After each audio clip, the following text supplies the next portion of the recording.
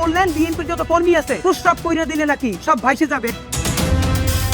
আপনাকে বিনীত অনুরোধ করি, গত 16 বছর আপনার প্রস্তাবটা নিশ্চিত করছে কে? শরীফ ওসমান হাদী। এই নামটি এখন কেবল একটি নাম নয়, বরং এক অদম্য সাহসের নাম, এক অসমাপ্ত বিপ্লবের নাম। তিনি আজ আমাদের মাঝে নেই, চিরতরে পাড়ি জমিয়েছেন না ফেরার দেশে। কিন্তু আজও কানে বাজে সেই ভরাট কণ্ঠের গর্জন, চোখে ভাসে সেই সদা হাস্যোজ্জ্বল মায়াবী মুখটি। তার প্রতিটি কথা, তার যুক্তি নির্ভর জীবন দর্শন আর ইনসাফ কায়েমের অদম্য জেদ মুগ্ধ করেছিল এই দেশের আপামর জনতাকে। কিন্তু প্রশ্ন জাগে, ঝালকাঠির সেই অতি সাধারণ একটি গ্রাম থেকে উঠে আসা এক তরুণ কিভাবে হয়ে উঠলেন পুরো দেশের প্রতিবাদের কণ্ঠস্বর? কোন জাদু মন্ত্রে তিনি একদম রুট লেভেল থেকে উঠে এসে নেতৃত্ব দিলেন ইনকিলাব মঞ্চের মতো শক্তিশালী সংগঠনের? কিভাবে তিনি ভারতীয় আধিপত্যবাদের বিরুদ্ধে একাই হয়ে উঠলেন এক দুর্ভেদ্য দেয়াল? দুর্ভাগ্যজনক হলেও সত্য যে মানুষটি এদেশের মানুষের অধিকারের কথা বলতেন, তাকেই আজ থমকে যেতে হলো ঘাতকের বুলেটে। নিজের নির্বাচনী এলাকায় প্রচারণার সময় কেন তাকে লক্ষ্য করে চালানো হলো? কি ছিল সেই শেষ মুহূর্তের দৃশ্যগুলো? একজন উজ্জ্বল নক্ষত্রকে কিভাবে অসময়ে নিভিয়ে দেওয়া হলো? তার সেই চড়াই উতরাই ভরা জীবনের গল্প এবং করুণ বিদায়ের সেই ট্র্যাজিক মুহূর্তগুলো জানতে ভিডিওটি শেষ পর্যন্ত দেখুন।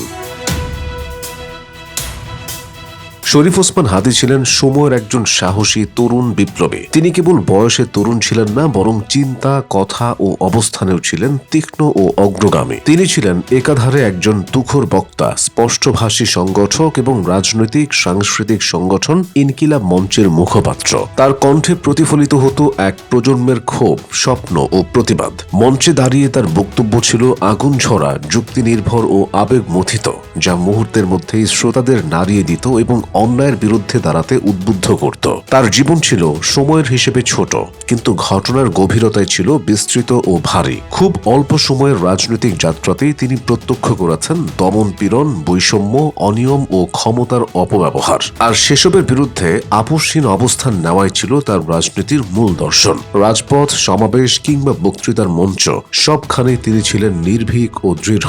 কোনো চাপ বা হুমকির কাছে মাথা নত না করা এক সংগ্রামী কণ্ঠস্বর। শরীফ ওসমান হাদীর রাজনৈতিক ক্যারিয়ার তাই দীর্ঘ না হলেও ছিল গভীরভাবে সংগ্রামদিত ও অর্থবহ। তিনি হয়ে উঠেছিলেন পরিবর্তনের আকাঙ্ক্ষায় জেগে ওঠা তরুণদের প্রতীক। তিনি বিশ্বাস করতেন অন্যায়ের বিরুদ্ধে কথা বলাই সবচেয়ে বড় বিপ্লব। তার জীবন ও কর্ম প্রমাণ করে সময়ের দৈর্ঘ্য নয়, বরং অবস্থানের দৃঢ়তা ও সংগ্রামের তীব্রতাই একজন মানুষকে ইতিহাসে স্মরণীয় করে তোলে। শরীফ ওসমান হাদী 1993 সালে ঝালকাঠি জেলার নলছিটি উপজেলায় জন্মগ্রহণ করেন। দক্ষিণ বাংলার এই শান্ত জনপদেই তার শৈশব, কৈশোর ও মানুষ গঠনের ভিত্তি রচিত হয়। তিনি বেড়ে উঠেছেন একটি আলেম পরিবারে, যেখানে ধর্মীয় অনুশাসন, নৈতিকতা, শালীনতা এবং সত্যের পথে অবিচল থাকার শিক্ষা ছিল পারিবারিক জীবনের অবিচ্ছেদ্য অংশ। ছোটবেলা থেকে তিনি এমন এক পরিবেশে লালিত পালিত হন যেখানে কোরআন সুন্নাহর শিক্ষা, ন্যায় অন্যায়ের স্পষ্ট পার্থক্য এবং মানুষের প্রতি দায়বদ্ধতার বোধ ছিল অত্যন্ত গুরুত্বের সঙ্গে চর্চিত।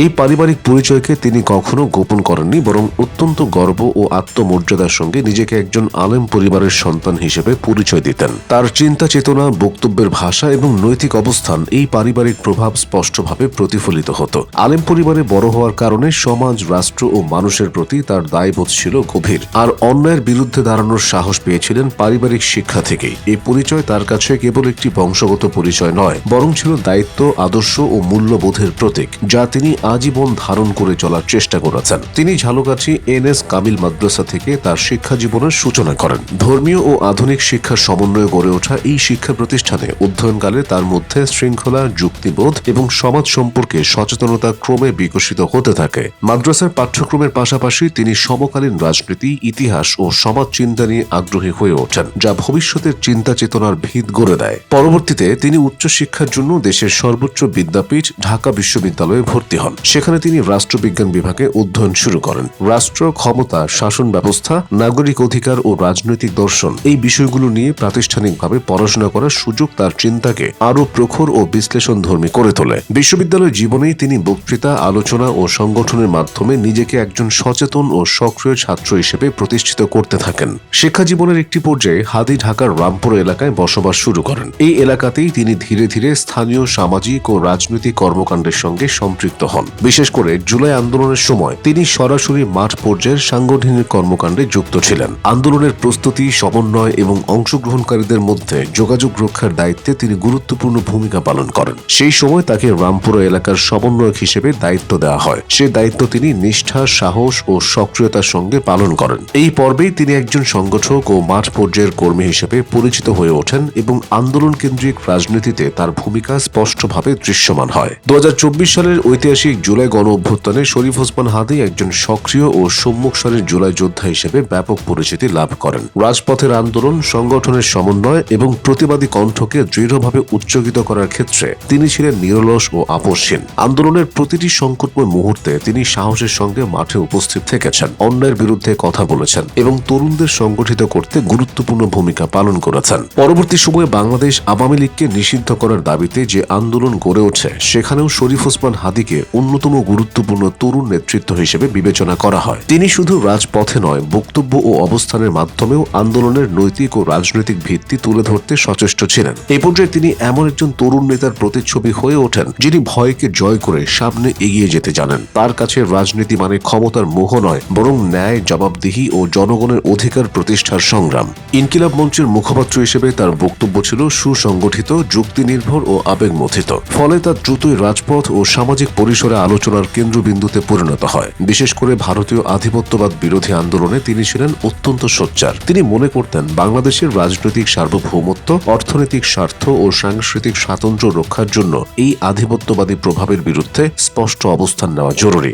সেই বিশ্বাস থেকে তিনি নিয়মিত মিছিল, সমাবেশ ও প্রতিবাদী কর্মসূচিতে অংশ নেন এবং জনমত গঠনে সক্রিয় ভূমিকা রাখেন। কিন্তু নিয়তির নির্মম পরিহাস এই নির্বাচনী হয়তো তার জীবনের কাল হয়ে দাঁড়ায়। 12 ডিসেম্বর 2025 জুমার নামাজের পর ঢাকার বিজয়নগর এলাকায় নির্বাচনী প্রচারণায় ব্যস্ত ছিলেন তিনি। সাধারণ মানুষের সঙ্গে কথা বলা, কুশল বিনিময় ও নিজের বার্তা পৌঁছে দিতে তিনি তখন একটি চলন্ত রিকশায় অবস্থান করছিলেন। ঠিক সেই মুহূর্তেই ঘটে যায় ভয়াবহ ও মর্মান্তিক ঘটনা। হঠাৎ করে মোটরসাইকেলে আসা দুর্বৃত্তরা তার উপর অতর্কিত হামলা চালায়। মুহূর্তের মধ্যেই আততায়ীরা খুব কাছ থেকে তাকে লক্ষ্য করে মাথায় গুলি করে এবং তিনি গুলিবিদ্ধ হয়ে লুটিয়ে পড়েন। জনসমাগমপূর্ণ এলাকায় প্রকাশ্য দিবালোকে সংঘটিত এই নৃশংস হামলা পুরো দেশকে স্তব্ধ করে দেয়। একটি সম্ভাবনাময় রাজনৈতিক যাত্রা, একটি স্বপ্নময় ভবিষ্যৎ, সবকিছু যেন রক্তাক্ত সেই মুহূর্তেই থমকে যায়। এই ঘটনা শুধু একজন প্রার্থীর উপর হামলা নয়, বরং দেশের রাজনীতিতে সহিংসতা ও ভয়ের সংস্কৃতির এক ভয়াবহ প্রতিচ্ছবি উঠে আসে। অবস্থার অবনতি ঘটলে দেশীয় চিকিৎসার সীমাবদ্ধতা বিবেচনায় নিয়ে 16 ডিসেম্বর তাকে বিশেষ ব্যবস্থায় এয়ার অ্যাম্বুলেন্সে করে সিঙ্গাপুর জেনারেল হাসপাতালে পাঠানো হয়।